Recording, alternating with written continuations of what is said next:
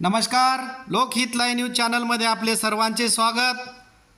पाहूया आजच्या काही ताज्या घडामोडी। उमरखेड येथील मागासवर्गीय मुलींचे शासकीय वसतिगृह या ठिकाणी नितीनभाऊ भुतडा यांनी दिली अचानक भेट।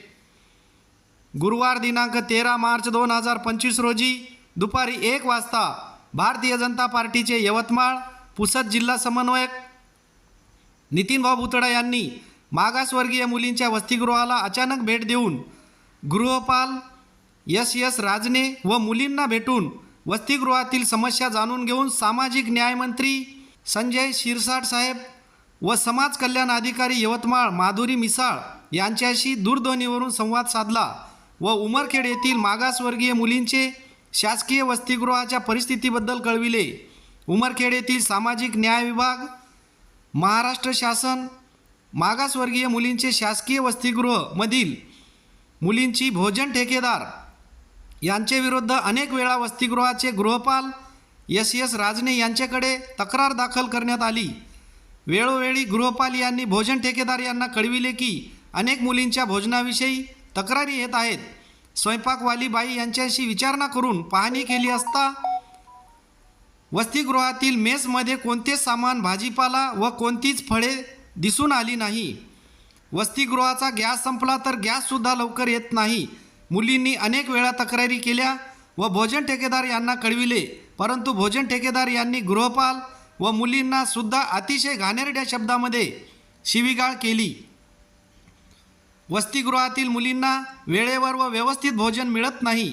शासनाच्या नियमाप्रमाणे नाश्ता व जेवणसुद्धा मिळत नाही। जेवणाची क्वालिटी तर अतिशय निकृष्ट दर्जाची आहे। भोजन ठेकेदार हे यवतमाळ जिल्ह्यातून सुकलेला भाजीपाला, स्वयंपाकासाठी लागणारे मटेरियल व फळेसुद्धा अतिशय निकृष्ट दर्जाची पाठवित असतात। अनेक वेळा मुली बाहेर जाऊन नाश्ता करतात किंवा उपाशी पोटीच राहतात। अशा या निकृष्ट खाण्यामुळे अनेक मुलींचे आरोग्य धोक्यात आले आहे। अनेक मुली ह्या बिमार पडत असल्यामुळे गावाकडे जातात। निकृष्ट दर्जाचे भोजन देणाऱ्या भोजन ठेकेदार यांच्यावर कारवाई करावी, त्यांचा ठेका काढून घ्यावा अशी मागणी शासकीय वसतिगृहातील मुलींनी नितीनभाऊ भुतडा यांना केली। यावेळी उमरखेड भाजपा तालुका अध्यक्ष सुदर्शन पाटील रावते, युवा मोर्चा अध्यक्ष परमानंद पाटील कदम, पत्रकार विजय कदम, डॉक्टर आनंदराव राणे, अंकुश वानखेडे, श्रीकांत कळसे, लक्ष्मण वाठोरे हे उपस्थित होते। पाहूया वसतिगृहातील मुलींची प्रतिक्रिया। रोजच्या जेवणामध्ये म्हणजे कधीच जेवण चांगलं होत नाही। ज्या दिवशी किराणा येईल ना त्या दिवशी फर्स्ट एका दिवशी चांगलं जेवण राहते आणि बाकी सगळे दिवस ना म्हणजे भाज्या तोंडात घालण्यासारख्या नसतातच। कधी कधी उपाशी जावं लागतं, कधी कधी मीठही नसते। तुझं काय नाव? शिवानी जाधव। शिवानी जाधव, गाव? दगडकर। तुझं? दिव्याआळे। गाव? भाम देवी नाईक। तुझं? तृप्ती गंगावले, वरुण ती जेव्हापासून आली ना तेव्हापासून आम्हाला चांगलंच नाही खायला। आम्ही प्रत्येक वेळेस अर्ज टाकते, मॅडम तो तक्रार नाही करत का तुम्ही? ह्या मॅडमना पण केलेला आम्हाला पहिले फोक्सो मॅडम होते त्यांना पण खूप तक्रार केलेली आहे, आम्हाला काही रिस्पॉन्स नाही। मॅडम तुमचं काय म्हणणं आहे याच्यावर? मी ऑफिसला तक्रारी टाकल्या, दंड पण लावला त्यांना। माझ्यापर्यंत मी पूर्ण हे केलं, पण ते आता ते काय सुधरत नाही। 2 दिवस सामान आणून टाकतात, पुन्हा तिसऱ्या दिवशी जास्तला तसंच करतात आणि काही बोलायला गेलं की मला तर मगाशी चक्क धमकीच दिली आता त्यांनी। कधी तूप देते तर त्यांची क्वालिटी चांगली भेटते। टिफिन आला आहे का तुमचा? टिफिन आला? एका जण टिफिन आणून कोणीतरी कोणाचा? ऍडजस्ट करणार आहोत आपण, सगळ्या वस्तू ऍडजस्ट कराल पण पोटाला ऍडजस्ट होते का? नाही होत ना। शक्यच नाही ना, ते ऍडजस्ट कसं करणार आहे कोणत्या?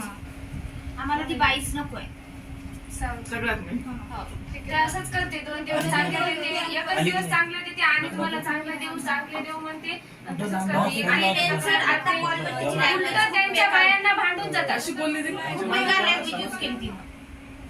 मुलींना त्यांच्याच बायांना भांडून पण बोलले आणि मॅडमला पण खूप बोलले। तीच आहे तुमचा जेवणाचा टाइम 10चा आहे। मग अजून जेवण केलं नाही तुम्ही? नाही, असं जेवण नाही करत। किती वाजता जेवता मग तुम्ही अंदाजे रोज? एखाद्या कॉलेज लवकर असलं तर तिकून आल्यानंतरच जेवण, आणि तोपर्यंत ते डबा खूप बेकार होते जेवण. आणि जास्त मुली उपाशीच जातात. काही कोणत्या 3-3 गोष्टीमध्ये दिवस देतात. बिस्किट पण बदलून नाही देत, एकच बिस्किट 8-8 दिवस आणि चालवतात. बिस्किटासाठी आम्हाला सफरचंद आहे तर आम्हाला सफरचंद खूप दिवसापासून भेटले. नाही, क्वालिटी चांगली नसते ना. त्याची क्वालिटी असली एवढी बेकार- मॅडम मी 10वीला तर आम्ही उपाशी गेली त्या दिवशी. त्यानं एकच सिलेंडर देतायला म्हणलं तर म्हणे त्या बाईनं पैसेच पाठवले नाही म्हणे. मग आम्ही करायचं काय, आम्ही जेवलो नाही काही नाही तसंच गेलो मग. आणि आलं नाही, भाजी काय चांगली नाही, नुसतं तेल टाकते त्या ते आणि पाणीच नुसतं भाजीमध्ये.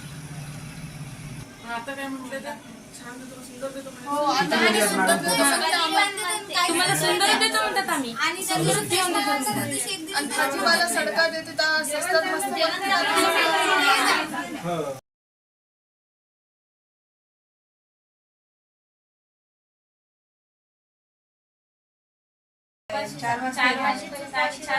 बिमार पडतो तुम्ही मग येत या तुम्ही समोर. काय बोलले मला त्या? बोलले ते. काय म्हणल्या मॅडमला? तर आम्हाला बोलता येत नाही ना सर त्या लेवलचं, ते जशा बोलल्या तशा. नाही, पण मला किती घाण बोलल्या त्या.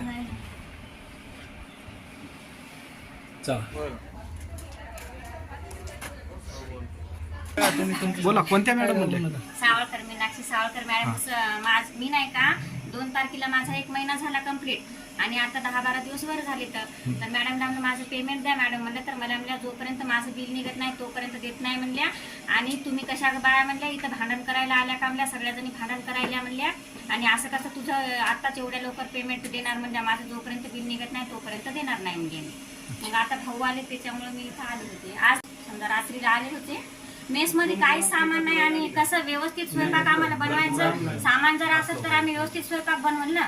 सामानच नाही काय. एका दिवशी तर गॅस नसल्यामुळे मुली नाही का उपवासीच गेल्या. आता सकाळी एकाच सिलेंडरवर स्वयंपाक केला आम्ही आणि संध्याकाळी पण तसंच होऊ लागलं. मी मॅडमला कॉल केला. मॅडम म्हणल्या सिलेंडर नाही तर स्वयंपाक कसा बनवा म्हणलं. तर म्हणलं त्या नंदाताईला बोल ना गं म्हणल्या. त्या बाईला बोलत तर ती बाई म्हणाली माझ्याकडे काहीच नाही म्हणाली, मी कसं काय सिलेंडर आणणार, ती बाई पैसेच पाठवत नाही म्हणाली. मग आता आम्ही स्वयंपाक कसं बनवणार. मुलींना उशीर व्हायला, रात्री 10-10:30 वाजायला जेवण करायला. आता काम तर सोडायचंच म्हणलं मी मॅडमला. आम्हाला सुधारणा झालं नाही इथं काम कशा प्रकारे करावं काय नाही. सामान असेल सगळ्या गोष्टी व्यवस्थित असतील तर आम्ही करणार काम.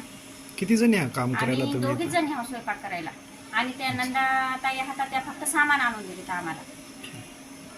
पुरवठा किंवा नाश्ता ते अतिशय दर्जाहीन आहे. आता माझ्या समोर या ठिकाणी पूर्ण वरण भाजी, त्याच्यानंतर पोळी, सर्व काही आहे. सकाळचे पोहे, म्हणजे माणूस खाऊ शकत नाही अशा पद्धतीची क्वालिटी आहे त्याची.